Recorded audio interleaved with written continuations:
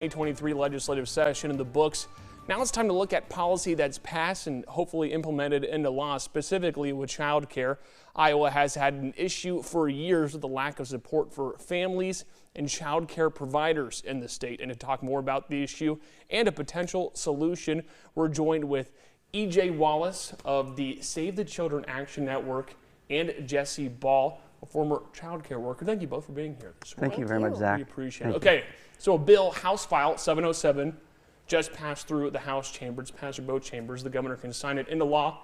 EJ, what would this legislation do for us? Right. I think the great thing is that it's addressing a couple different issues that child care providers and parents face. So it's increasing the amount that the state reimburses child care providers for taking child care assistance families. That means they can take more parents and provide more financial security for themselves. And then increases the entrance eligibility for folks that qualify for child care assistance, so that it's going to impact about a little over 1,700 children are going to get access to child care that didn't have it before. So that's great. So before we go a little more into the future of this potential legislation, let's talk about the past here and problems in the past with child care, potential child care legislation, whether it's expanding the ratios of children that workers are able to watch or things of that nature. I guess, how is this legislation different in your mind than bills that have been passed previously? I would say this is a good step in the right direction. However, there is a lot more work to be done. As a previous child care provider myself, I had to leave the career path of being a child care provider because it was just not a sustainable career path for me. And I see a lot of other child care providers struggling with the same thing. As a single mom, making $9.50 an hour, and then also having to pay for child care myself and not having enough money to do that, it creates a domino effect. It affects and impacts parents, but it also impacts the child care providers themselves. And I think people don't understand about child care positions is that, I mean, it's really an emotional job. And, it is. And you're really invested. Yes, absolutely. Our main focus is to care for children, give them the high quality care that they deserve, but also implement that early education that they need to be successful in life. And when we can't provide that, that sets them up for failure. And I think what's important to note, Zach, is that previous bills and previous conversations have been we've been really trying to focus on quality, like Jesse said, is that we need to provide for quality, safe child care choices for families. We've seen a lot of horror stories of children being in unquality opportunities where children have passed away, unfortunately. So we've really tried to steer the conversation into quality.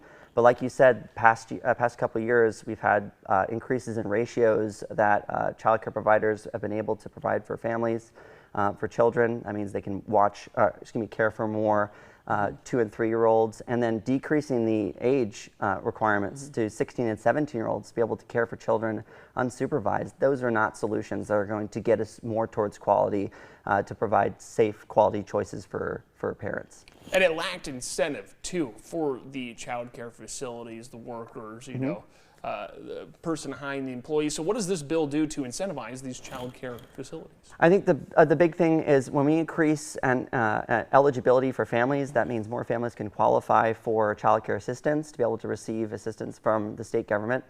But also they are increasing the state is increasing its commitment to child care providers. That shows that we're moving in that direction. However, we've lost 30% of our child care workforce in the last 5 years, largely due to, like Jesse said, low wages and low benefits. So we need to focus on those solutions as a way to get people into the workforce and stay there. We need to increase pay. We need to increase the benefits for child care workforce. And then I guess last question here, where do we go from here? Where do we see a next step, a legislative, if we're looking to next session? This bill hasn't been signed yet, but let's say if it is, where do we go? Right, absolutely. Well, there's a bill that got put on pause for next year that increases the categorical eligibility. That's House File 343, meaning that someone that is a full-time child care worker would qualify for state child care assistance just by being a full-time child care worker. That has received overwhelming bipartisan support. I think the thing that we really need to focus on is that we have a huge surplus in child care assistance funds in the state budget. We are projected to have over $140 million of child care Child Care Development Block Grant funding that's going to carry over into 2024. This bill that is hopefully going to pass is a $7 to $12 million bite at that apple. And if we don't spend this money, it goes back to the federal government and then gets distributed to other states to expand child care.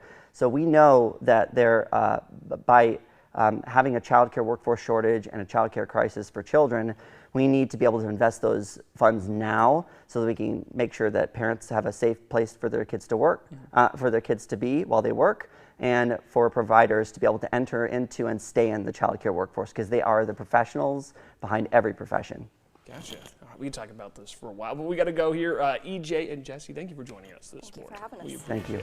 Hey, we'll be right back after the break.